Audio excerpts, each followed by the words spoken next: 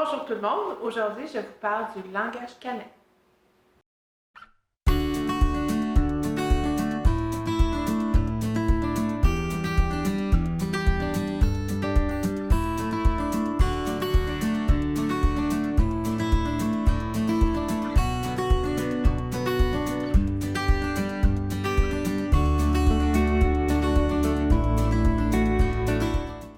Apprendre à lire son chien est primordial et ces connaissances vous enseigneront à comprendre et lire tous les chiens. Tout d'abord, je dois vous dire qu'en consultation, on remarque souvent que les gens vont interpréter les comportements et les émotions de leur chien selon ce qui leur semble vrai, selon leurs propres croyances d'humains à eux.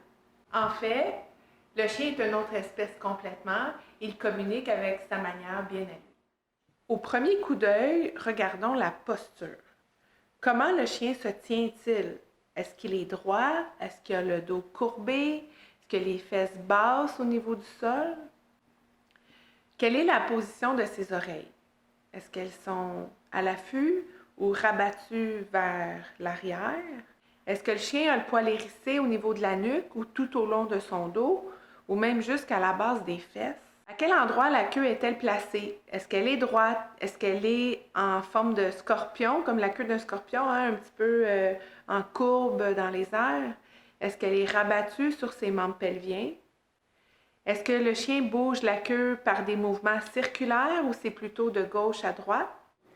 Le chien utilise des mimiques corporelles pour communiquer son inconfort dans le but de garder la paix avec l'individu qui se retrouve devant lui. Ce sont les fameux signaux d'apaisement. L'animal, en fait, va envoyer ce signal pour plusieurs raisons. Premièrement, dans le but de se calmer et de s'apaiser. Il veut aussi communiquer son inconfort. Ou encore, il pourrait chercher à détendre l'atmosphère et tenter de procurer la confiance chez l'individu devant lui. Quels sont les principaux signaux d'apaisement? Détourner la tête.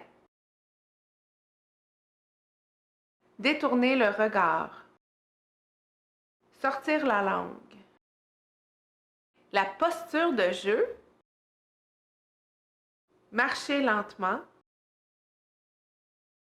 Marcher en arc de cercle. Lever la patte. S'asseoir. Se coucher. Sourire. Bâiller.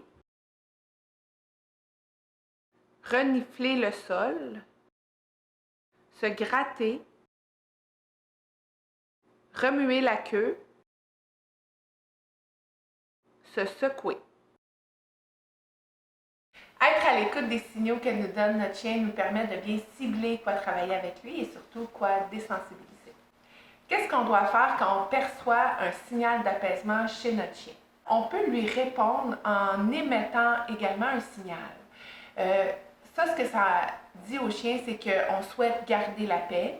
Ça va procurer aussi la confiance parce que ça va lui enseigner qu'on a pris conscience de son émotion, qu'on la respecte et qu'on veut travailler dans la collaboration avec lui. Si on perçoit que le chien n'est pas bien, n'est pas confortable, on peut le rediriger vers un autre comportement et une meilleure émotion. Cet échange de communication avec votre chien renforcera énormément la relation que vous avez avec lui. Que se passe-t-il lorsqu'on ne respecte pas les signaux d'inconfort d'un chien? Bien, en fait, le chien escaladera vers des mécanismes de défense.